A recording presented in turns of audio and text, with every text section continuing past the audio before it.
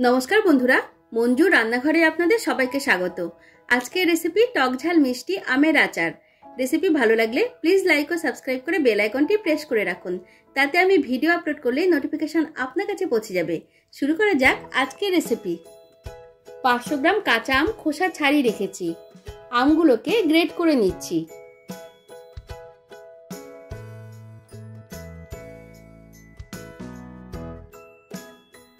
आम ग्रेट करा হয়ে গেলে কড়াইয়ে নিয়ে নেব। এইবার একই বাটির মাপে এক বাটি চিনি দিয়ে দেব। চিনি অবশ্যই আপনারা স্বাদ মতো দেবেন। আমি যে আমটা ব্যবহার করেছি এই আমটা খুব একটা বেশি টক নয়। আম যদি বেশি টক হয় তাহলে চিনি 400 থেকে 500 গ্রামের মতো দিতে হবে। চিনি ভালোভাবে মিশিয়ে 5 মিনিট ঢাকা দিয়ে রেখে দেব। 5 মিনিট পর ঘুরে আসলাম। চিনি ভালোভাবে গলে গিয়েছে, তো আমি জাল দিয়ে নেব।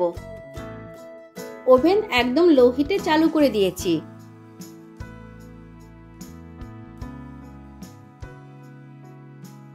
3-4 মিনিট পর স্বাদ মতো হাফ চা চামচ লবণ দিলাম। সামান্য একটু লাল লঙ্কার গুঁড়ো দিলাম। ভালোভাবে মিশিয়ে খুব অল্প পরিমাণে হলুদ গুঁড়ো দিলাম। হলুদ গুঁড়ো দিয়ে ভালোভাবে মিশিয়ে জাল দিয়ে পছন্দ মতো ঘন করে নেব।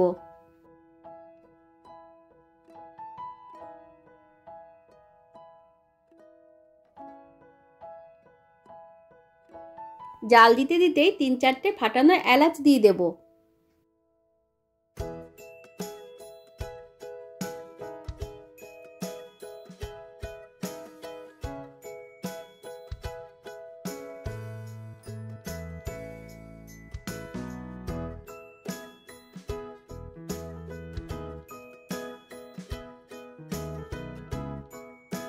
জাল দিয়ে আচার পছন্দ মতো ঘন করে নিয়েছি।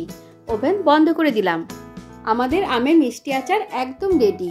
আমি দেখুন এইরকম ঘন রেখেছি আর একটু জুসি রেখেছি। এটা ঠান্ডা হয়ে গেলে আরো একটু ঘন হয়ে যাবে। সবার শেষে একটু চিলি ফ্লেক্স ছড়িয়ে দিচ্ছি।